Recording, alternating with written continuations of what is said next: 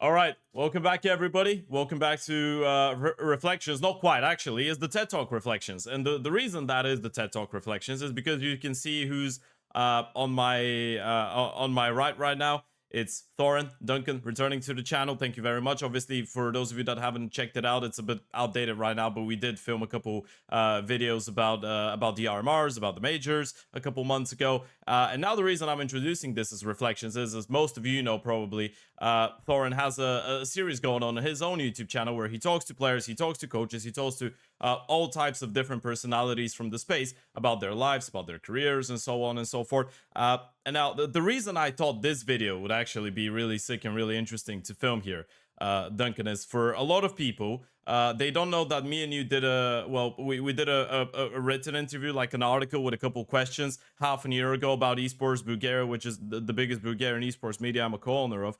And I thought, because obviously for the Bulgarian audience, they know who you are, but I think it's not as interesting for people to read it as well. And I was like, I'm reading the questions and I'm reading your answers, and I'm like, damn, that's so interesting. And it's such a shame that I had no platform to actually publish that in English. So a little bit of time has passed, and I'm like, hey, you know what? A lot of the time when someone works for such a long time and does so many interviews, they don't really get to I guess, speak about themselves, although you have on multiple occasions. But I thought it would be a little bit interesting to flip the script. So now, instead of being the interviewer, you're going to be the interviewed. So yeah, thank you for deciding to come by. How are you? How are you feeling? You ready for this?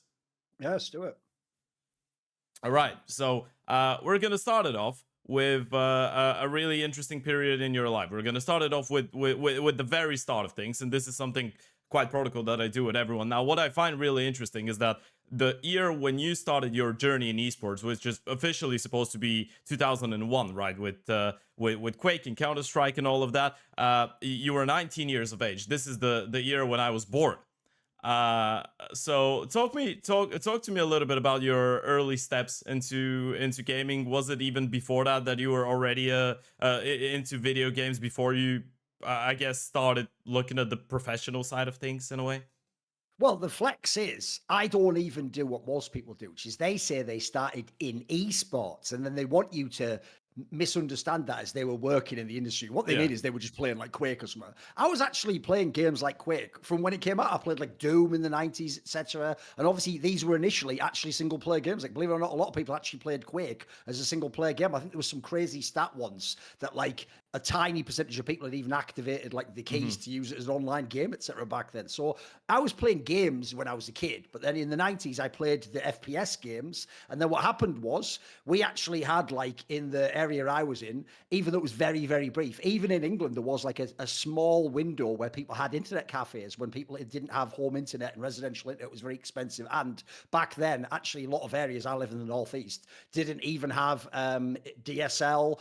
Cable had only just come around. So you basically had to have cable in your road to Hmm. get like fast internet. So what you would do is they would essentially, I think what they did technically was just get like the same backbone as like the library and stuff like that would have Okay. access to, and the government, and then they would make like a little internet business. And the idea was you went and you paid per hour. It's the same as in Korea, basically, but this only lasted a few years because, as you can imagine, it wasn't very popular. Like most people, even who went in there, were just going into like literally go on like yahoo.com and just type with the one fingers. Like no one was playing games there, but I used to go in, and because I was actually into these games and I was into the idea of the internet, but I didn't have the internet myself yet. I used to go into the internet cafe, and when I would play like Quake and stuff, but I would just be playing on my own, the guy would be like, "Oh, do you want to play against me?" The guy who ran this place. And I was like, "All right, we could do that." And then obviously he would just thrash me because I didn't know like anything like how you Sure. even that if you should use the mouse, that you use the WASD. I was doing all the noob moves with the keyboard, you know. And then basically from there, actually people will not know this, but one of the other ways the internet bled into generalized gaming culture and so single player culture was magazines like PC Gamer Hmm. would start to have like a page where they do stuff like reference like, oh, there's this online gaming world. And that's actually where, believe it or not, they would reference people like Thresh, and then I'm sure later on the other great players you remember, but like the really early old school legends of Sure. Quake. And they would talk about things because at the time, each time it was like a novelty piece, wasn't it? Like, wow, and there was a big tournament where someone won a Ferrari for 1v1 1v1. And actually what they do sometimes, everyone from the 90s will remember this, is obviously games magazines, half the appeal back then wasn't just a magazine, it was that CD on the front with all the game demos, wasn't it? And so what they would eventually start doing was they'd put like a demo of like Thresh on there or something, or they'd put like the tech, whatever programs you needed sometimes to unpack a file and put it on, and they'd give you the instructions. And so I actually just started on my own on my PC watching these demos, because one of the coolest things, I actually think is why esports exist, is because a demo in Quake, as far as I know, is essentially just like telling the computer where you would be on the map. It's not creating the map. The computer creates the map because you're in the engine. It's just like, so the data has to actually keep is very, very simplistic. So believe it or not, even though we were all like super low internet speed, which is why this is key, a demo file was very, very, very small. You could fit loads of demos on like a floppy disk drive, basically, of Quake, believe it or not, even though that in the modern day, like CSGO demo would be more than one floppy disk, it would be like 50 or something ridiculous. So back then, essentially, even with low tech, you could sort of have a weird window into this like what would be esports. No one called it esports. That was like 3 or 4 years later. It was just called Quake at the time. It wasn't even competitive game. It was just Quake. And then I basically got obsessed with like all these best players, and I would go and I would download the latest demos of the players and see like Machiavelli and all these legendary old Quake players that were playing these tournaments. And at the time, it was just a naive dream of like, oh, imagine if I was that good. And then what happened basically was, when I then got my own internet connection and I went on to IRC, as it was called back in the day, we have to realize gaming was like 0.001% as big as it is now back then. Yeah. So it was so small that when you went on to QuakeNet, which was the one we all went on to, you could literally just go. And at the time, there were so few people on there, by the way, they didn't even all stay in private channels. Like you could just message these players. So I could just go and message like the best European players in like Clan 9, or I could go over to the American server and just message like Thresh and Fatality and these people, and they might reply, by the way. There might only be 10 people give them a little message that day. So when I realized they replied, look, I used to just do the thing where you just ask a noob question like, what's your sensitivity, what mouse is that?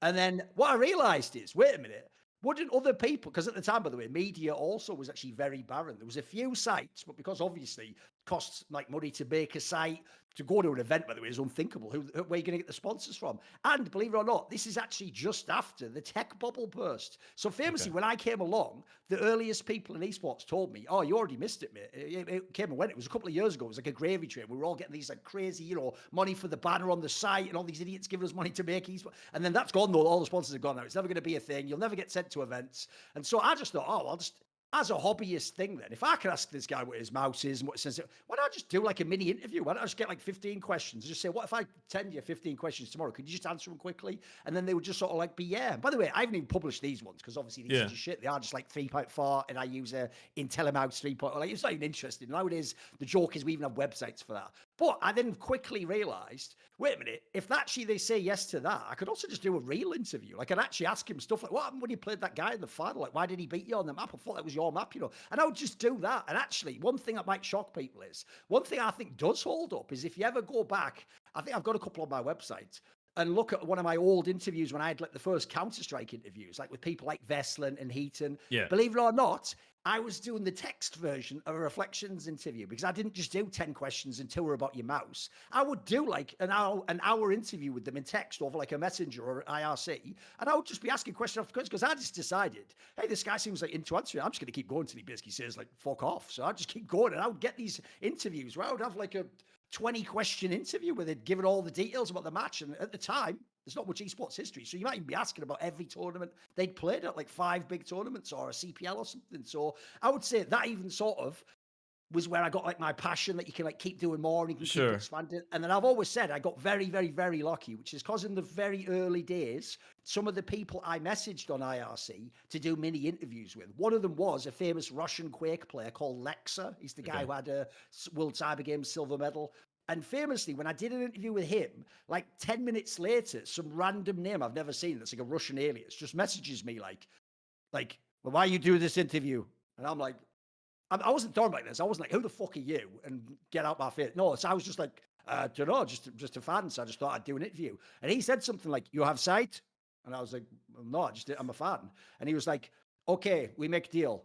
You write You put interview my site, I and pay. basically he explained, he basically explained, like, I have a Russian site. It wasn't Cyberfight. That was the famous one that Polo Asset had, but it was Right. a similar one. It's called Pro Cyber News. And it was the other Russian esports site, mainly Quake, but there were a little bit of Counter-Strike.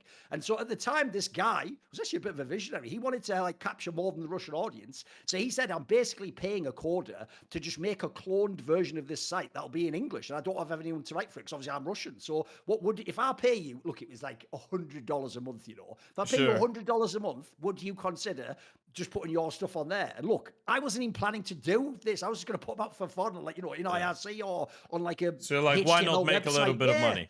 Yeah. So I just thought in this scenario, it's like, of course, this is insane. If you're a teenager, you can get like $100 to do the thing you're already doing anyway and obsessing like a nerd in your bedroom. That sounds amazing, doesn't it? So I always say I actually got very, very lucky early on with like a bit of happenstance. But then, like with all opportunity in life, when the door opened a crack, I just fucking put my shoulder into it and went hard as fuck. Yeah, I'm really interested in what you said about deciding to actually do that out of your own interest, because you've said multiple times that the reason Quake actually won your, I guess, attention and won your heart was it was because it was a really high skill ceiling game, I guess, because the difference between the best, like you could have generational talents that would farm even on the highest level, right? So you love the game. I think this is pretty a pretty solid statement we can make right now. But when you initially started doing those interviews, was that for you to be like, okay, this is an open door for me to potentially start going into journalism, or was that you just being interested in some stuff and you're like, well, no one else does that in the space, so I'm gonna do it for myself. I don't even want to do it for other people. I just want to know. Was it you just doing it out of curiosity and out of love for the thing, or at the time when you started, you already were exploring the possibility of, I guess, doing some journalist work? I've basically my entire career just been guided by the compass of what I'm interested in, what I'm curious about, what I want to talk about and think about and talk to people and explain, etc. So it's actually pure happenstance, even in that sense, because the only reason I also did these interviews is, like I say, I was just going to do that thing where you register a free website like Angel Fire or GeoCities, and then you just put the interview on there, and then you say to someone on IRC, like, hey guys in the channel, here's this interview I did. So because back then I had learned the very basics of how you just program a HTML site, which is Mm-hmm. very simple to do actually.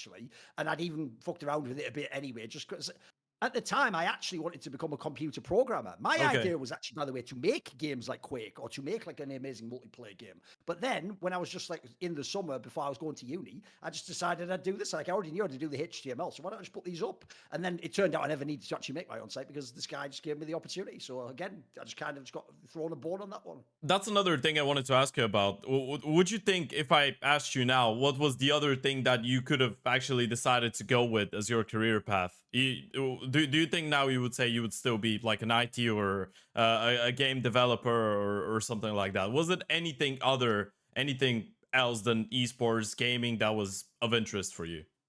Yeah, the whole reason, this is actually the reason also, though, why esports is what opened my eyes, that I didn't want to be a programmer. Because I've always said the whole reason I wanted to be a programmer is not only had I always been on computers my whole life, and I was always interested, like, how does the game work? Like, how does it render stuff? Like, how does someone make a game? Like, that sounds impossible, doesn't it? Especially because back in my day, when you were talking about like the Amiga and stuff in the 90s, there were unironically really good games made by like 5 people in their bedrooms. Like, this Okay. wasn't even like a giant studio with millions of dollars. Some of them were like semi-pros, but they made some of the best games of all time because obviously coding was a little bit more simplistic back then. So at the time, there was a famous book. It's called Hackers by an author called Stephen Levy.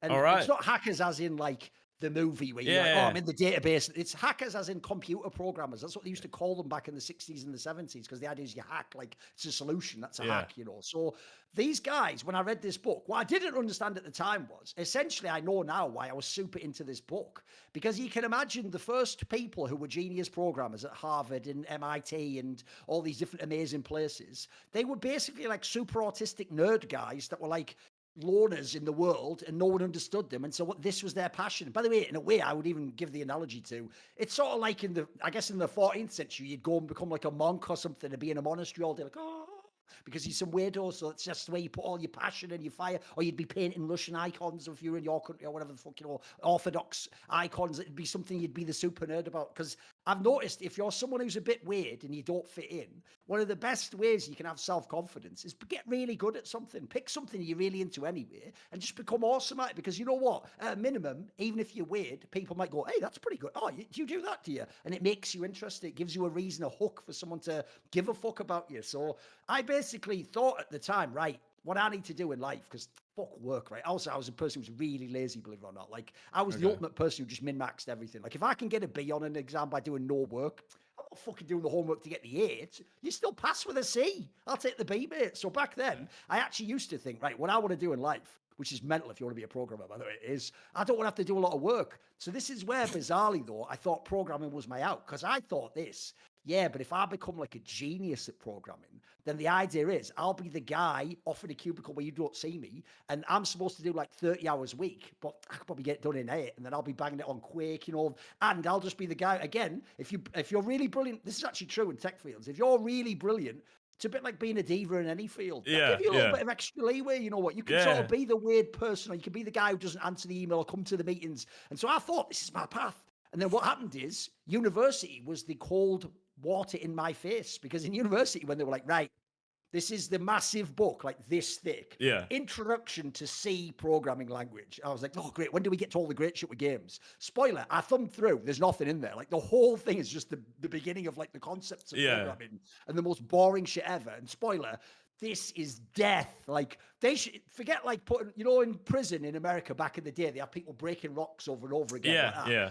This is the digital version. It's a nightmare. Like, you're just spending all day doing this, by the way. And the best part is, if anyone's ever programmed, you spend all day, and at the end, when you do the compile thing, there's a bug and it doesn't even run. And then you're like, right, now to spend 2 hours going line by line. What did I fuck up? Oh, I typoed that word there. Oh, it's a nightmare, mate. It's not what you imagine it is. Because again, movies would make you think it's like being like fucking Vincent van Gogh. You just come up with an idea and then you paint it using the game. No, it's so slavish to do this stuff. And so what I realized simultaneously, that while I was doing the first year, I was doing some of this esports stuff. I was doing the writing. I realized not only if you're really good at this, could you maybe sort of like get a bit more money, maybe even, and maybe I could get them to send me to an event. But I was thinking at the time, I don't want to do this programming. So at the time, I never thought like I will become an esports person, because it wasn't an industry. But I thought, I think I'll just do this for a while though.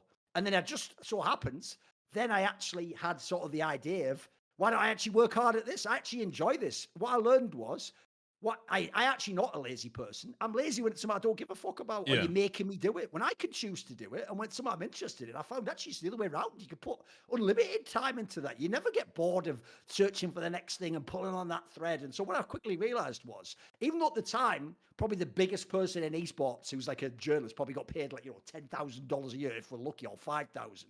I just thought, what if I can be that guy? Or maybe I could just like make a living doing this. And then again, this is all just things that gradually come to you over time. It was never a master plan. So I genuinely always say I kind of backdoored my way into all of this.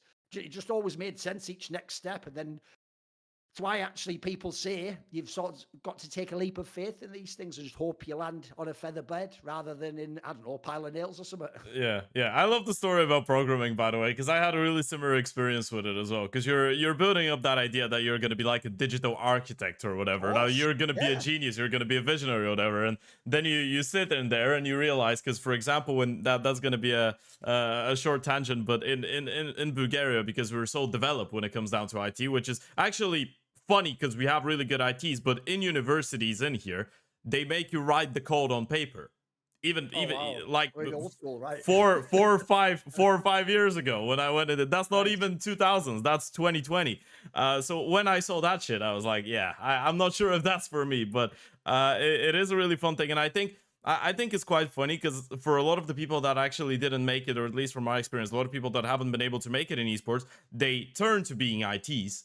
And then there's some people that wanted to initially do stuff with IT, with programming, that essentially realized that esports is just much more fun in many ways. And that is, of course, to no disrespect to all people that have dedicated their life to IT and programming. They're probably a little bit smarter than us in some senses, but talking about getting into journalist stuff, because again, out of the conversation that we had a couple months ago, I know you were influenced, I guess, by some American journalists. I think Bill Simmons was one of them. So getting into doing journalist work, and that is kind of, I guess, a pretty aligned question with the mindset that you pointed out, figuring out that you're not a lazy person actually. Was that you just, I guess, discovering something within yourself that you didn't know existed, and you were like, oh shit, I actually love doing that. There's some people doing that on a professional scale, sports wise, let's say a couple thousand kilometers away from here. I think I can take that, I can implement it in my work. And then as soon as I start doing it, I don't feel tired out of anything that I do anymore. So I assume that this is a pivotal point in your career and life in a way. I mean, I've often told this story when I've done these types of interviews that basically I used to just be led by curiosity. So, because at the time I was a mega nerd and I was really into this stuff, like I was a super stand for all the best players, etc. Okay. And at the time, because there wasn't for example, there wasn't one central site. It would be like there'd be North American sites, and then they would also like hyperlinking was what the internet was about. They would cross link sometimes to like a European interview. Then you'd have like a Swedish website you'd go to get Swedish Quake news and stuff. At the time when I was consuming all this stuff, I just thought like, oh, I'm just waiting for the next match to happen. I'm waiting for the next demo to come out. Oh, I'm seeing who I can interview next. But famously, once actually a couple of years had gone by and I'd had a few different gigs at a few different places, I became friends with the player. It's actually the player, funnily enough, I referenced in your article, the player Steel Yeah. from Team 3D and Legends Never Die, who was a World Cyber Games winner and CPL winner. And he obviously was a Bulgarian immigrant. And he just one day when I was talking to him privately on like MSN Messenger or something, he just made some passing comment. Like when I asked him something like, why are you so like consistent in clutches? Because he was like amazing at sort of like doing like the Zipniks thing where you just always cool and you always know what to do, Yeah. what comes after A, and then when to do a double fake, and you always somehow read the enemy's mind. And so I thought he was going to tell me something like, oh, I picture myself as him, and it's some like a next level answer. But he just said something like, well, what I do is I just really do practice those scenarios or as much as I can. Like I'll Yeah. play every cog and I'll try and be the last one live. And I'll just Yeah. go in and I'll just do a 1v1 and I'll always try and play it perfectly. And he just made this passing comment where he goes, and I'm just really diligent in how I practice the right way and like sort of getting the most out of my ability. And then his throwaway comment was, and he goes, I'm sure it's the same for you in journalism. Yeah. But the joke is it wasn't. Like Yeah. actually that made me sort of go like, holy fuck, he's right. Like I'm just That's doing what it I should be willy-nilly. doing. Yeah, like if I Yeah. feel like it today or if there's a cool interviewer, but I never would sit down and think like, this is my job, it's my craft, this is who I am. I'm trying to be like the best and level up. Yeah, I was trying to do good work. I was trying to do a better job, but there was no conscious like process behind it. Yeah. Whereas anyone knows when you practice something, you actually have to practice with purpose. Like, I want to get better at something. I'm applying a technique. I'm trying to level something up and take away mistakes. So I actually think that was sort of one of the big moments that really changed everything. Because after that, I also realized, wait a minute, I actually should do this, even though at the moment it doesn't pay like this. I should do this like they play the game and practice the game, where you put in the extra hours and you do the DM and you think about your aim and you watch demo. I should sort of study it. And so then I also realized I used to read for fun, like you say, people like Bill Simmons when they would write about basketball stuff. But I Sure. was reading that again for the content. I was reading it to read about Kobe Bryant or Michael Jordan or something. But then I realized, wait, if these people are doing what essentially I could be the best at in esports, I should actually learn what books do they read, how Yeah. do you write an article, what are the techniques Yeah. actually here. That's how you level up, right? And yeah, that was essentially what spurred me to just think like I should actually essentially approach journalism and content creation as if I was a player trying to be the best player. I actually love that reference. I think that's incredibly cool because I've been trying to think about it the same way for the last couple of years, and I think it's. I mean, I think it's applicable for anything that you do, right? When you're looking at, and this is an example that is it's a really specific. Like it's not even a Bulgarian saying. It's something that me and a couple friends came up with. It's like even if you're selling forks, if you're the best salesman in the fork industry, you can still become the most successful man out there. If you're looking at old material, how to make the Oh, best ones, you become a distributor, you make your own and whatnot. So looking at what you do, I guess, and always aspiring to be better and taking it as a job is the way to go with it. Would you say that because we mentioned Bill Simmons, I'm really interested in that conversation. Who would you say are the people that have influenced you the most as a journalist, as a content creator, as a professional, especially in your early days of development, starting to work in the industry? um I mean, I would say early on, it was people I can't even name, I'm afraid. It was just the people who did stuff like, because another thing I also vibed with is this, my dream, but there was no way to pursue this at the time. If I could actually go back, my dream would have probably have just been write for PC Gamer about Quake and games. Like, that Sure. would have been the dream back then. I used to read all those magazines. I used to get, in fact, what's stupid is I used to buy like multiple of those magazines each month, even though they'd be reviewing the same games, because you just wanted to hear people talk about what you were into and other angles on it. And obviously at the time, they were what I am now to people who watch my videos. They know more about games than me. They can reference some game from the spectrum that's this guy coded this back in 1983, and then he moved to a different house, and of course then it's groundbreaking. This is mega when you're a nerd. You're just like, holy shit! Like, where do I get more of this? So at the time, it was more people where I wouldn't even have known their names back then. Funnily enough, you can actually look them up now. Some of them are actually even still in the games industry. They're sort of like veteran figures because that type of reviewing died out, didn't it? And it just became that whole thing where they have to give every game 7.8 out of 10, even if it's like a 4 out of 10 game because the publisher won't give them the advanced copy and all that jazz that basically ruined the internet. But to be fair, is what spawned people like Total Biscuit that had the YouTube presence where they could do the authentic version. So early on, it wasn't anyone particularly famous. It was just things like that. But when I got into my career later, especially for things like writing, it's actually people like Christopher Hitchens, so people who have nothing to do with sports actually, or even games at all. And the whole premise was, there's always a line that Christopher Hitchens has that I think is one of the best pieces of advice of all time. People always asked him, like, how do you get better as a writer? And his advice was, you should try and read as much like material, like books and poetry stuff, from people you think are better writers than you.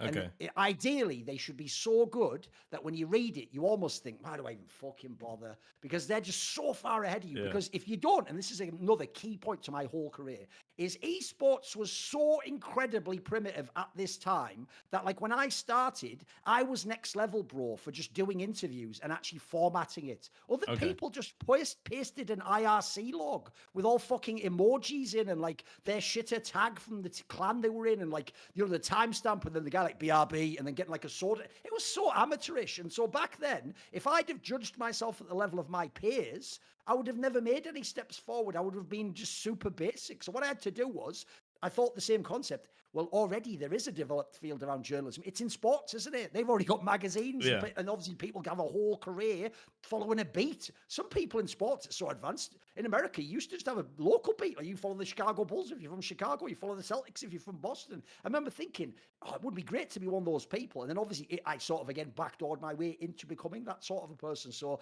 yeah, I always tried to do that. And then you referenced this earlier, because there are so many things outside that are already in sports journalism. By the way, even concepts like doing a power ranking, there wasn't any back then. Doing things like write an op-ed about things you think should change in the industry. How should the format of the tournament be? Don't worry, I was banging on about all the same shit 20 plus years ago, mate. It's just, I've just gotten better at it now. So I used to think I could port that idea into esports. Like, oh, wait, I could do an article like top 10 players that didn't make it, because that would be a banger if you're a fan of the NBA and someone did that article, right? And they had all the players that had injury or the streets will never forget this guy.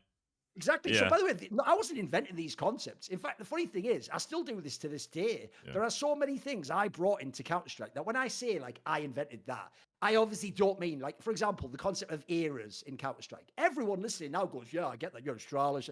That wasn't a thing. Nobody in 1.6 ever said an era. It wasn't a concept. Even in CSGO, it wasn't. What happened was, I just realized one day when people like Nip and Fnatic came along, it's like, actually, that is the line you would say if you were the commentator. You'd be like, welcome to the Fnatic era, when they're the dominant team and they win every tournament. So I didn't invent eras, obviously, spoiler. Every team, sport has dynasties, but no one ever did it in esports. So what I can have the credit for is I am the one who introduced it to esports. It's the same analogy in the MOBAs as when someone goes, like, I was the first to play Lee Sin in Europe in LEC. They don't mean I invented playing Lee Sin. Obviously, a million people played the fucking champion, and obviously some guy in China did. But there's a reason someone wasn't doing it yet in Europe, and until the first person does it and shows it's efficacious, no one's going to do it. So you start the trend. So there was a lot of things like that I tried to port over. And as I say, in the really early days, it was so barren that we're just talking simple concepts here. Like I said, just have to, like, by the way, it was even revolutionary to do things like 2 or 3 years into Counter-Strike to do top 10 CPL players of all time. And it would be like, right, oh, where does Heaton and K-Sharp rank?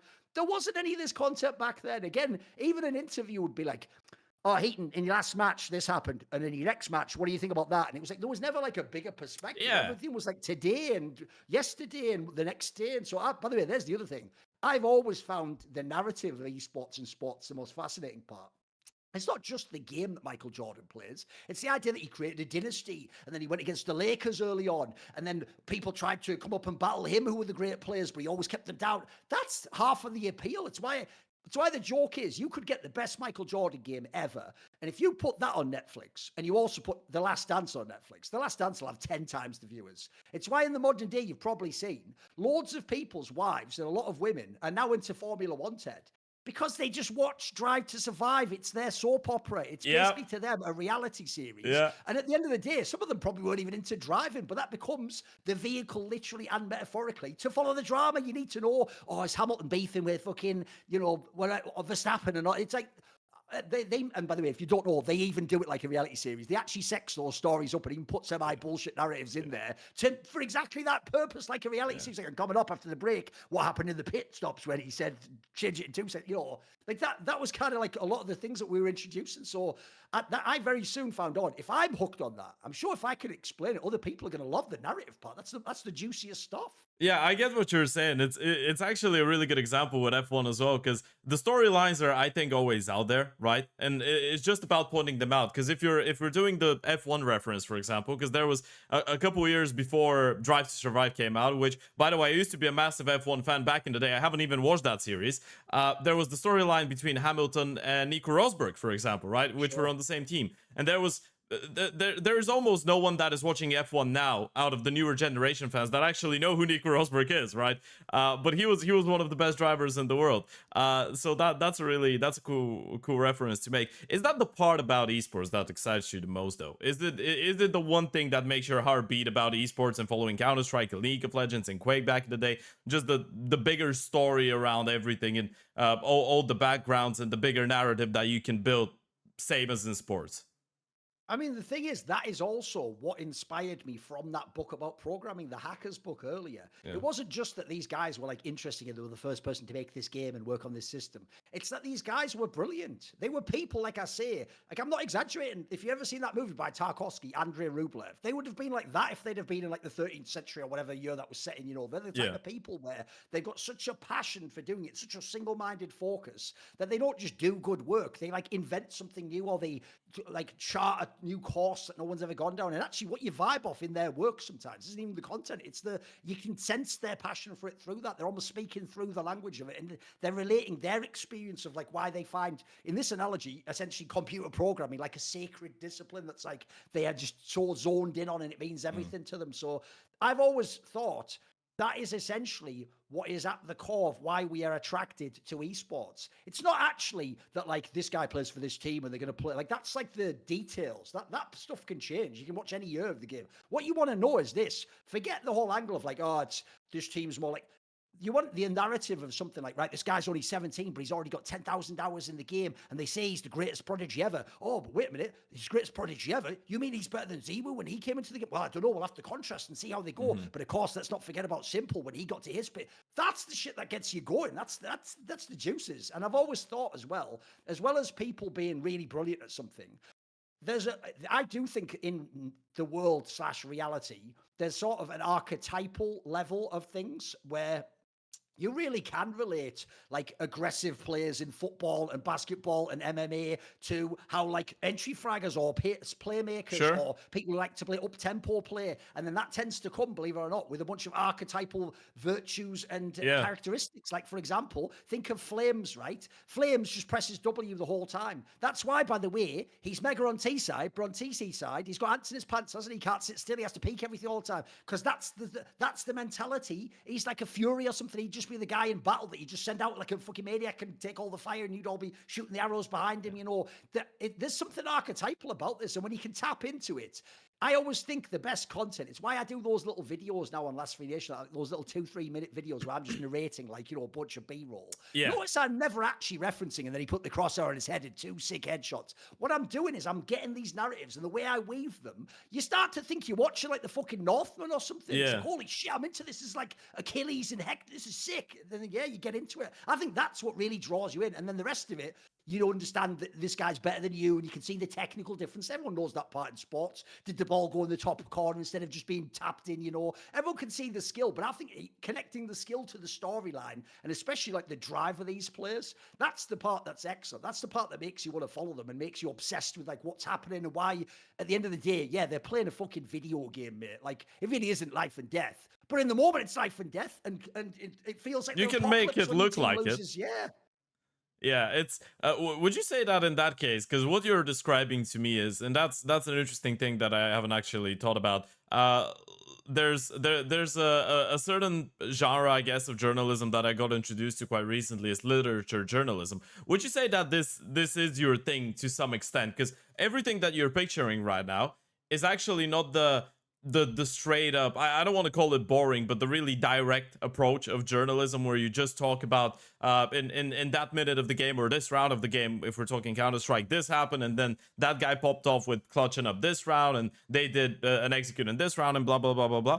It sounds like you're just trying to focus a little bit more on making it pretty to read and a bit more rich in terms of the vocabulary, the way that you're telling the entire story. Is that the more appealing side? And do you think that this is the way that esports would progress in terms of the purely journalistic side of things? Because we do have that straight up, match reporting kind of journalism already. Do you think that esports could benefit from having a little bit more storytelling and having the literature journalism? I mean, first of all, I actually do think that all sports essentially are literally a proxy for war. We used to just have tribes went to war with the neighboring tribe. Instead, Okay. to stop you actually going and killing each other, you just get two football teams and they go and kick the shit out of each other for half an hour in the weekend. And then you go, yeah, my team won, yours didn't. And that's better than all's kill each other, right? We put our energy and our aggression into sports. So, first of all, sports themselves are warfare. They are battle. They are like testing yourself against the world and seeing how good you are and leveling up between battles and trying to learn from your experiences. So you already can, just like war itself is made to seem glorious, etc. You can already lay that onto it anyway and make parallels that are quite clear. And actually, if you've ever seen a fan get really angry with something you've said online, they respond like someone who's just like, you're talking about the time their country lost a war in a battle and you beat them, and it's like, yeah, but you piece of shit, we get you next. That's what the vibe is almost, And then secondly, when I was a kid, look, I never at the time consciously thought of these things. I've had like decades to think back and reflect on these things and try and understand and peel back things I wasn't even consciously aware of. As a kid, I always found incredibly attractive to read mythology, not just stories. I didn't want to read like a young adult book. Yeah. Like, the joke is, I wouldn't have read Harry Potter. There wasn't Harry Potter when I was a kid, but if there'd have been Harry Potter, I wouldn't have read that. But I would have read Lord of the Rings, because Lord of the Rings has that like operatic, like epic scale to it, where it's like the whole world and magic and these creatures that all represent archetypes. So I was always into the Greek myths and the Norse myths, and all sorts of different ones that were going like that, even like King Arthur and all that shit we had in England. So I already thought, like, there's something about these stories that aren't just everyday. They are connecting in, like, obviously the Greek ones are about like the gods and demigods, and you're trying to make the scale epic. By the way, also used to love comic books as well. I used to love the ones with Superman and Green Lantern and all these epic characters. So I thought, what if you could do that in esports? Like, that's the kind of shit I want to do in esports. Like, I don't want it to just be like, hey, at the next tournament, there's like a really good player and he's number one right now. Let's see if he can beat number two. It's like, no, the story needs to be like, Thresh is the greatest 1v1 player ever in Quake. He was like the chess master, the final boss. And this new up-and-comer Fatality, he's trying to become the next great player. And is he from the lineage of that type of a champion? And who are the people who tried to deny him his, like, that's the fucking shit again that, like, even as you're saying it, it's like you're infusing what is just a game of Quake into some like fucking epic stakes that feel awesome. Because, by the way, you can even go the other way if people think that sounds silly. You do realize we have to actually think that way in order for it to be worth going to war. Remember, in modern war, you're not actually anymore fighting to protect your village so you don't die and having to stand your ground. You're choosing to be in the military and go and fight in some giant, like, Napoleonic war type shit. At that point in time, if you really thought about the reality, that's not glorious. Like, you're in a field, you're shooting this guy, poor bastard who hasn't even got any beef with you personally. He was just told by his general to go and fight you. You just hack each other to death. One of you dies. If you just think of that, it's depressing. But if instead it's like, no, I'm fighting off the hordes who want to take our country from us, and they have different, that again, that's how you make that have the appropriate fuel that's worth doing. Yeah, it's a really good example. Obviously, the reference is I hope people don't take it the wrong way, but I know what you mean, and I think it's a really good way to put it out there. It's there is something cool about being a fanatic for the team you love, right? And when you show that, obviously, without crossing a line, right? But even if you cross it sometimes, it kind of contributes to things being a little bit more exciting. I mean, I can speak about those lines a lot. I'm from a Balkan country, and yeah, football, basketball, there's some crazy things happening here. But with that being said, I wanna focus a little bit more again on the timeline of your development, I guess, in esports. So around 2000, between 2001 and 2010. You've worked with a lot of different organizations, and there's, I mean, even listing some of them. Obviously, if you gotta look at a record and where it starts, you're looking at XS Reality at 2001. Then you've worked with 3D, you worked with ESEA, you worked with a lot of different organizations. Was that already, I guess, you Oh, I deciding? can't hear you for some reason. Oh, you can't hear me? Oh, wait a second. Maybe it just lagged. Okay, yeah, okay. Now Yeah, there now you go. we're All good. good. Okay, Yeah. sure. So you work for a lot of different organizations back then. Was that already you deciding, okay, I'm giving my life away to all of this, and I'm starting to see some way to develop as a person? Because it kind of sounds like at this point you're already adopting that mindset of becoming a little bit more conscious about what you're doing, right? And starting to develop your work and actually starting to look into your craft and taking it seriously. So from that point on, it's not just something that you're doing on the side, like as you said before you went to uni, I might just do that for a little while and see where it takes me. It kind of sounds like you're starting to take things a lot more serious and you're starting to invest your life into it. So what was that? Was that the point in which you started seeing a little bit more potential in esports? And how was the industry back then? How was it to justify, even in front of yourself, given your early 20s and trying to invest your life into an industry like this back then?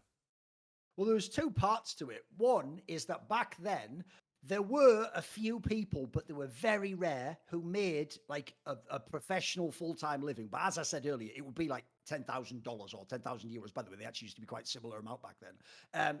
That would be like what you'd make. So look, it's like being a starving artist. Like you're not really starving, you're getting by. But the point is, you have to eat beans and then do the painting and do a really good job, you know. But you don't Sure. have to then go and work at a box factory. Like there's something cool about that. It'll give you space to do your art, right? So what I understood was, this is why, by the way, think about this. Not won't be part of the interview, but just a little seed I'll plant in your brain here. This is why I don't give any quarter to all these fucking losers who come along now, like, hey, give us all these things, give me money and a job and a minute. No, what you do is you force them to give you that thing. You ram your way in until you are top 5 in the world, and then you won't have to ask them. They will give you those things. They will beg you to take their money and to work for them. So one thing I understood was, oh, so there's 5 people in the world who actually can do this professionally. This is how you know I'm not a loser, mate. I didn't go, oh, fuck, there's only 5. What are my chances? I went, how do I become one of the 5? And then secondly, this is just a smart thing to do. I went and found one of them. One of them was a guy from Sweden called Isno, was his alias. Okay. And he was a guy who was like Finnish Swedish. And he at the time had been, when Access Reality was the biggest site in the world in the .com bubble hadn't burst a couple of years earlier when I was just a fan watching. He was the guy who they used to use the funds to send to the CPLs to cover the Quake things. And so as a result, he also knew all the players like Lakerman and all these legendary players back then. And so at the time, he was working on a site, which, by the way, you'll see where this goes in the story. It was a site called gamers.nu. It was a Swedish/Nordic site, which was basically just a public server site, but the premise was genius. Because all public servers in CS were trash, because server companies would just put 40 CS servers on one server. Spoiler, it can never have good packet registration and all that shit if you do that, because I think the optimal he found, he did all this like tech testing where he found out that like you should never have more than like 5 instances of CS running on a server. You should always set these like settings very high. Yeah, you need a really good machine there. You don't want to use the cheapest ones. What he realized was, since for free you can get a shitty product of playing public servers, why don't I make like a high-end service that people would pay for? And so this website used to cost, you'll see where this is going if you think of who else you said that I worked with there, 5 or 6 let's say euros a month, Okay. you get access to go into these servers and then play on like the best possible quality server. Obviously, if you're in Nordic countries, but we also have very low ping. And you're not playing noob idiots and hackers. You're playing where an admin can ban the hacker, and it's a little community. And then he introduced all these things again. Oh, think about that site beginning with an E you heard about later. It's weird how they did this years later, Sure. but not at all at this time. Then he thought, well, obvious ways you're going to get people to want to work with this site is you're going to do stuff like the person with the most amount of like frags at the end of the month or times they top fragged, he's going to get a graphics card. And it's like, holy shit, I get a graphics card, but I've only paid $5. Like, that sounds fucking worth it. That's a lottery ticket if you're good at the game. Then he also realized, this guy, wait a minute, I used to do coverage for the websites. What if another feature of being a member, because it's all paywalled, is when you're a member, you get access to exclusive shit. Like, we'll go to the CPL, and there's no video interviews back then. We'll do an audio interview with Heaton, though, and you'll get like a little like wave file of like 2 minutes, and Heaton will just tell you what happened in that big semi-final. And that is, by the way, there's nothing like that back then. There wasn't even videos of the events. It was just the demos. And so what happened was, I already knew this guy's basically who I want to be. So what happened was, in the early days, because there was so few people back then, all of us used to message each other on IRC, and he's one of those people that was like an extrovert. So he once messaged me like, oh, I've seen your stuff about, Quake and CS and stuff. And then he just happened to mention offhand, like, on this project I'm doing right now, like, we're making good money, and it's like, it's worth doing, and I'm going to keep doing it. But I actually don't know like how far it can go, like how it can scale. Because at the moment, their entire metric was how many people sign up to pay for the premium service. That's obviously what's going to grow the business and make it all possible to do. And so he said, the problem I have is I can do the part where the servers are awesome, and I can have like exclusive interviews. Like, I can do an interview with Heaton, I can get him to do the interview at the event. But how do I scale it? And I said, it's obvious. You just do loads of free content, like interviews, not the exclusive shit. That'll be for free without a paywall. People will link and go, hey, interview with Element. They'll go read it, and then they'll realize, oh, wait a minute, on this site, on the side here, they have like interviews from the CPL. Click, oh, I have to pay for that. Oh, but I get access to the server. And then this is the genius of it. He then also added in another layer, which is, once we started doing this, he was like, and then I'll just pay, and this happened, I'll pay Heaton an Element to play on this server, and they'll come into the public server sometimes, and you'll see them with their tag, and that'll be them, and you're playing against them. So basically, we realized now how you connect esports to like almost like just generic Counter-Strike, just playing for fun and casual. And basically, when I told him like, you need to do free content, he just sort of was like, oh, would you mind doing a few free pieces? And so I did a few, and this is a secret to esports. You always underpromise and overdeliver. Everyone else does the opposite. They say the biggest part, and then they don't manage it, and you look like a fucking idiot. So what I did is I just said, yeah, I'll do a few pieces. Then I went away, because I realized I'm stuck at this level, mate. The Russian guy can never give me like 5 times more money, and this is a dead end. All I'm doing is writing new. By the way, I'm basically writing news posts as my job, rewriting other people's shit, and then that allows me to have the time and the place to put an article, right? But I want to do the articles. I don't want to write fucking news posts. So what I realized is I need to impress this guy. So what I did is I didn't just come back with an interview, Ted.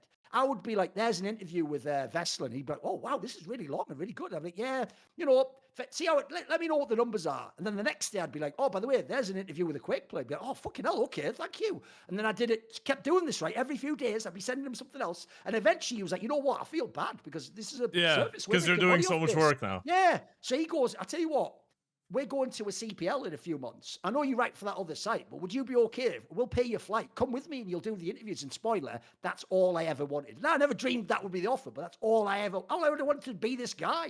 And so I then got to go to some of the first events in like the 2002, 2001 type period. I went to some of the CPLs, etc. And then the rest is history, as it were. Yeah, it kind of... Spoiler, as I alluded to, I am the one, literally only me, I am the one who told Torpal and LPK of ESEA, your service is just doing fucking lessons from players, mate. You will only ever make like the 10% commission. What you should do is you are in North America. Make your own service like we did on Gamers.new, because I was working with T3D at the time. Yeah. Just make that service in North America and it's going to scale like a motherfucker. You're in North America, bro. And what they figured out was, obviously instead of public service, make it pick up games. That's what you want to play. You want to play something that's approximates a 5v5 competitive match. So, spoiler, ESEA basically was a direct result of me working for this Gamers.new site, yeah. I mean, you did work on ESEA as well a couple years after, right? So I assume that is aligned with that, and I guess that is because I know you used to do some CS guides, actually, some map guides. That was a few years later, but yeah. Yeah, how did that come around? Because that's the entire side of things that is really interesting for me, right? Because Sure. back in the day, I was like, when all of this is happening, I'm running around. We have a saying here, like eating sand, kicking a ball or whatever. I'm like 4 or 5 years old, and it's really interesting that this was already starting to become a thing and starting to become an industry, and people were putting that much thought into it. But the crazy part about it, it sounds like, and I think you're gonna tell me if you think it's the same case now. Back in the day, you couldn't just choose you're gonna do that one thing and that's gonna do the job for you. You had to have the ability of having a broader, I guess, view for what to do. So for example, you were doing the journalist work, but then you were thinking about ideas to help those guys come up with nice concepts for their website. You were thinking about how to develop, I guess, their platform. You were giving advice to people. Was that the way to actually make it into esports back then? Show that you actually could show some level of creativity outside of just choosing your field and just staying in there? Because I feel like, or at least from what you're telling me right now, if back then you just decided, yeah, you know what, I'm just gonna write those articles and that's gonna be it. I'm not gonna have conversations with people about other things. I'm just gonna write my shit. It doesn't really sound like things would have worked out. Another secret of the industry is you don't say, hey, if you give me a job, I could do X, Y, and Z. You just do X, Y, and Z. And then the person who wants you to do that for them Sure. will make the connection. They'll realize, wait, I could just get this guy to do that for me. Or they'll say, hey, would you be interested? You know, that's how you do it. You attract their attention by being good anyway and showing that it's something you're already doing. Probably one of the most important concepts in esports. This is why I work with some people on shows, and those shows stop after 12 episodes or after a year or two. But if you think about people like Maui Snake and Tech Girl, I'm doing things weekly with these people because here's the thing, they're self-motivated, Ted. I don't have to keep hassling them and then go, not Yeah. this week, not that. They're the people who go to the event and bring a mic and be like, oh, look, I think I've got like 2 hours in the morning if we get up. Then that's the person I want to work with because that was me. That's how you get Sure. people's attention who are legit. And that's how you get like mentored and get, because the idea is you're not getting opportunities. You're taking the most of opportunities you're given. You're And then you creating will them be for given yourself, more. pretty much. Yeah, exactly. You're forcing your way into the industry in that sense. So crucially for me, when I was in this time period, it was the case that when I had those gigs like make $100, and then when I worked for like the Games.new, for example, by the way, our approach literally succeeded. It scaled up the memberships to the point that it went from we'll take you to an event to fuck, we better pay you monthly to fuck. Now we're gonna have to triple it because actually we're just making so much off these like sign-ups that actually it's justified. Like I wouldn't want you to go work elsewhere. Even so, even if you're on $300 a month, there's not something to do every single day. You're not going to do an article every day. And also, I'm sorry, if at this point in time you haven't become like excellent, you're not going to do 30 articles for 300 if you could do 10 articles for 300 or 15, right? So what would happen is in the downtime, you'd have your brain whirring and you'd have ideas and you'd think, right, I want to do something else. Like you're saying, I want to work with this company or whatever. So for example, one of the reasons I worked with Team 3D, that was for free when I worked with Team 3D. They would just Okay. send me like a graphics card or, some cool shit like that. And what they did was I wanted to work with Team 3D because at the time, think where this is going, you didn't have people like G2 Esports they had a whole team working on letting you know who their players are and creating content around their players. Instead, someone like me has to message your player, do an interview with him, and then you're getting your media exposure in the hopes that I do a good job presenting it how you want it. So I said to people like Torpal, bro, let me write for your site. I was already friends with people like Morto and Steel and Rambo and K-Sharp. I said, let me write for the site. And what I'll do is this. I'll just do it for free on the side, but I'll do things like when you have a gallery of pictures, it won't just be like one picture two, picture. It'll be like Rambo sees K-Sharp at the bar or whatever, and I'd put like a funny caption. Spoiler, you literally copied that of me 20 years later without knowing Hitshell TV. I did it all first. It's all good. I was there. I'm your OG. So I did something like that. I would write art. I would do an interview, but again, it wouldn't just be an interview of like, what's the next game? It would be like, so K-Sharp, like people say you're the greatest ARPA. What do you think of this guy over in Europe? I'd be trying to do that stuff and create like the personalities of these guys. Also, by the way, a small side thing I did, which was tireless effort that no one will ever thank you for, is I would hassle the fuck out of people for demos. I would message these morphos all the time, and people don't know how many epic POVs that are online. It's because I hassled the fuck out of a guy after a game where he dropped 30, and he gave me that demo, and it's in the Frag movie you all love, and then you think because you saw the Frag movie, you're the same as me. You wouldn't have seen that fucking demo if you hadn't. And spoiler, I won't go into this because it's just too mean, but you know how people who are super rich, Ted, if you go into their wine cellar, you'll be like, oh my God, what is this for? Like a 1589 Yeah. Chateau? But I have some demos that were never released, motherfucker, that I just I have some crazy shit in the archives. But anyway, even I'm not watching those, mate. They're from ages ago, and you have to install all versions of CS. But you can see that was my passion, mate. I wanted access, and then if I have the access, you don't just use it. You turn it into something. You create something out of it. So yeah, my approach always was, you have to force your way in, and you have to show people what you can do. And then crucially, the best way you can do it is what I just said. You start doing things for free, because there's actually a thing about human nature where when you do something for someone and it is valuable to them and they appreciate it, they will naturally realize saying thanks doesn't even cut it for them. Yeah. They're going to feel like, oh, fuck, I owe, like They want to to give you something so they can feel good I owe about you themselves. something. Yeah. So at that point, they're going to either be like, have a job here, or they're going to be like, can I give you a tech, or can I get you to an event, or eventually, can I give you a job? And then the ESEA one, it's probably the craziest one ever. Spoiler, one day I'll do a video on this, or like Thorin's thoughts, but I've always kept it low key. Believe it or not, Ted, my persona is I'm a braggart, right? I tell you everything. I do that to distract you from what I don't tell you. I do that to create the smoke screen. Here's what people probably don't know, Ted. Did you know once upon a time, I owned 20% of ESEA, as in direct profits, 20%, once from the profits, went into my pocket. I've never told anyone that. I've mentioned it once or twice on a show in a throwaway. So by the way, spoiler, if I hadn't have left the ESEA in like 2005, I would be a millionaire just from ESEA alone. Remember, they sold to ESL in like the 2015 or something, like $30 million, mate. I would have had like a few fucking How did that happen? Now, how did you acquire 20% of ESEA? Well, what happened was, when I told them, and I was working with Team 3D for free, I was working on other sites, I then had a falling out with the guy at Gamers.new, this legendary guy. I said, working with him a few years, you know the saying, familiarity breeds contempt. You get on each other's nerves eventually, and you have arguments. And by the way, we're young guys, and we're fucking, you know how unleashed the old internet was. It was the Wild West, isn't it? We were typing crazy shit in those fucking chats. Thankfully, no logs exist. So when we were doing, imagine how spicy an argument is between two mega nerds who are antisocial, who just like have go log ahead. Working with that site, I was looking for like more work at this time. So when I presented the idea to the ESEA guys, listen, you've got the wrong business here. Like, you'll never scale it up doing lessons, because all the money basically goes in the pro player's pocket from the fan. But you've got access to fans who want to do the stuff. So when I told them you could scale this business doing that, they realized, again, okay, but how do people come to the site? Like, they're not going to know. Like, essentially, this is a problem with every paywalled product in the world. You can't know. That's why on Substack, I do half the articles free. You can't know that it's dope content worth paying for, because it is paywalled. So you can't try it first. So you don't know it's awesome yet. So again, same concept. I just told them, you do free content like esports content. People come to the site to read the interview with Moto. When they read the interview with Moto, they see on the side, wait a minute, you can play in the servers with Moto, and you can play in, there's a leaderboard, and you win a graphics. Same concept, by the way. We did the same thing there. And then I told them, I can do this like any amount you want, though. As in, like, I'll give you an example. When we launched ESEA as a premium service with Pogs, and by the way, this is because I've done all this stuff. This is why they said we'll give you 20% of the profits. Because by the way, think about it mathematically. Profit means we've already paid for the business that month. So obviously there's two founders that I wasn't there. They get 40% each, but I get 20%. By the way, 20% is fucking dope still. And this did scale. It started at a few hundred, then it was going to thousands eventually. And what happened was, when we launched, for example, no one's ever done anything like this. Back in the day, remember, there's no people really grinding. I launched with something like 10 articles in 10 days.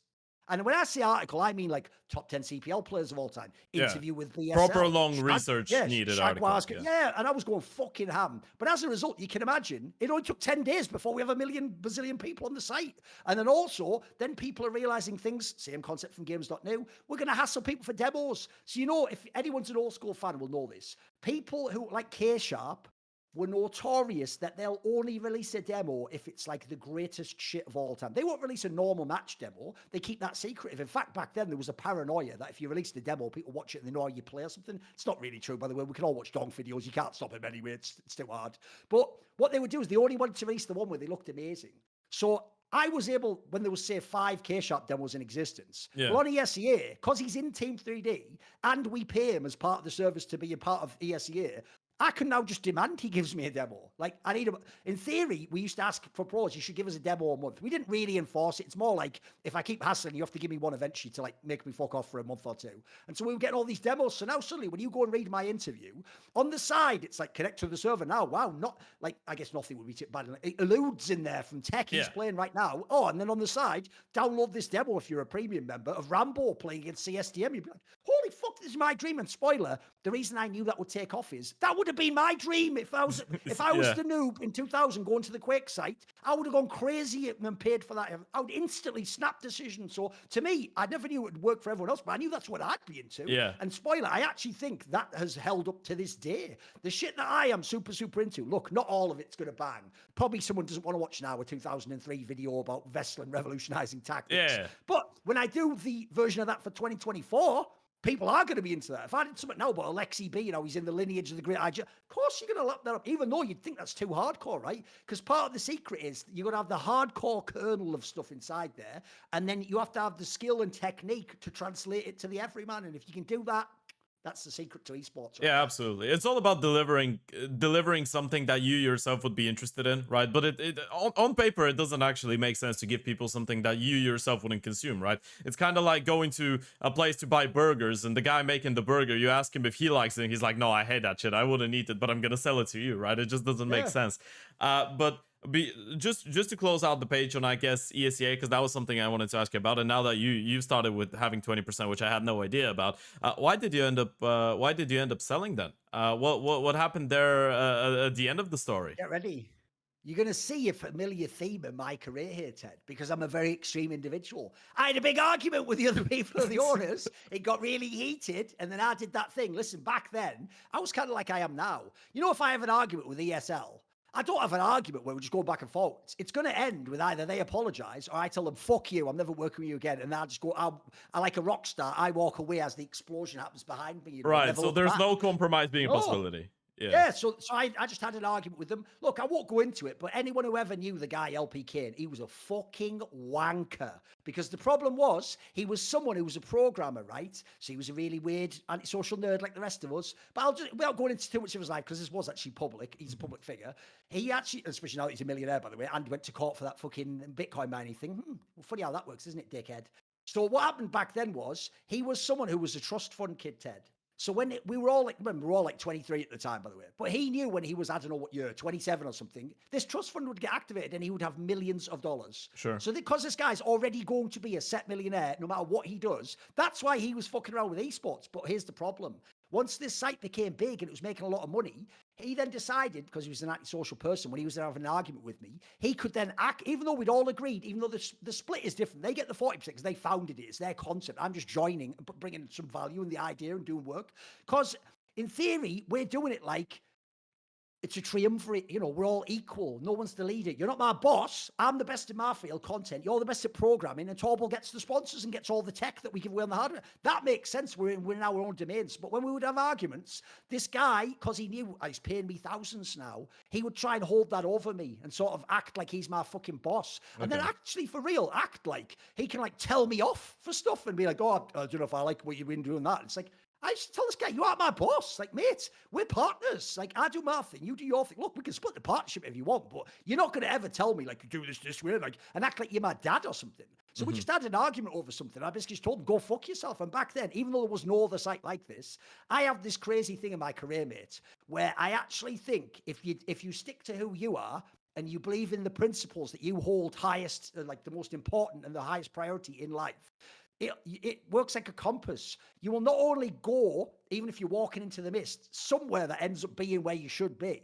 but even better, you will magnetically attract people who fuck with that to you. By the way, you'll also repel people who aren't like that and don't like that. They'll hate you. But so another key secret, notice I could boil this down this interview. Another secret to esports, one of Thorin's laws, is you need to just find the 5 influential / powerful people who want to work with you. Sure. You're the average of the 5 people you spend the most time with. You don't need 100,000 people to read the article or think you're the best or say give him a job. What you need is one guy who has a site to go get him on our site. Okay. Or, you know what? I know it was controversial the way you wrote the articles. Fuck, I'd love it if you wrote those articles for me, though. That's the guy you need. And by the way, what's crazy about those guys is they're never like you. They're like you in this sense. They share some of that passion. They can identify it, but it's more like, oftentimes, this is an interesting detail. They're usually someone who sublimated their dream to do success in finance. That's why they got the money. Yeah. So what they mean is they wish they could have been a writer or a gamer or a player. So when they see you're awesome, because all they have is the money, they think like, if I give you my money or you work for me, I can essentially get you to do what I wish I could do. Sure. And then when they fuck with you heavy like that, those are the people. By the way, that secret has been applied my whole career. If you want to know how I got back into ESL after I said Poland is fucking shit and it's one of the worst countries in Europe, and then got hired by ESL again, who, remember, fired me with a note saying they will not associate with xenophobic and racist people. The reason I got back into the same company 2 years later is because someone different in their company got promoted to an executive position, and he wasn't involved with any of that shit earlier. So he had no personal beef. And spoiler, he wasn't Polish. He didn't give a fuck. And so his whole shit was, he just thought, this guy's fucking awesome, though. I think he's really good at what he does. Why doesn't he work our events? Like, isn't it kind of whack that we watch DreamHack and everyone's loving all his banter, but then they turn on ESL and we're trying to be the best product, and then he's not hitting. And everyone's like, why don't you hire Thorin? And obviously no one else at the time can be like Thorin. I had my own outrageous style. So this guy was one of those people, again, where all I needed was the one guy in ESL to come forward. I'll actually tell a very brief story, which is, people don't know that through a mixture of that and the famous thing where Richard Lewis on By the Numbers said he wouldn't work with ESL till they hired me again. There's even a story where I would have been back in ESL, something bad, like 1 year after that Katowice shit. Okay. Because since the Katowice shit is part of what spurred me to create this crazy persona and do every event not ESL and be like, fuck ESL. Actually, there's a famous story Richard once told on By the Numbers from one of his contacts in ESL, where they were literally having like a meeting, like big exec meeting of like, what big ideas have we got going? And there's a guy who supposedly would always try and bring up like, could we ever bring Thorin back? Like, one of these guys like this. And he was floating the idea like, look, maybe I'll deal with him. You guys don't have to talk to him. We'll just bring him into work, and it'll have value. The fans like him. It's going to be good. And supposedly one time that this guy did this, as he's saying that, someone just picked up a phone and went, he's just tweeted that. And it was like, because I don't know this meeting's happening, bro. I'd just done a tweet, like, like, fuck ESL, kind of says the shit about. I'd just done another one of those tweets, and they were like, and he said that at that point, no one even addressed it in the meeting. They were just like, anyway, next on the agenda, what are we doing about Intel sponsorship? And so, yes, that's why I say it's key to have the people inside who fight for you and want you to be there, because that's also how you get into places. You don't just go and knock, oh, hey, random guy, can I come and join? There has to be like a bit of a mutual attraction, I think. I think it's kind of like, as you pointed out, you don't even have to be the same type of person. It's about recognizing other people, just putting in effort, right? And saying, you know what, this guy actually might have an opinion that doesn't align with my opinion, but he's not offending me personally. He's not saying that I'm a bad person. He's just saying that he thinks a different way, and he doesn't agree with what I do. But that doesn't mean that, for example, he's not good at his job. It doesn't mean that he's not a smart person. It doesn't mean that he's not going to actually help my product if I work with him. Which I think it is a really interesting topic. And I just midway through what you were saying right there, I realized this is probably a topic which is, I don't want to call it philosophical, but it's like a normal life thing which you could dedicate an entire podcast to if you wanted to, right?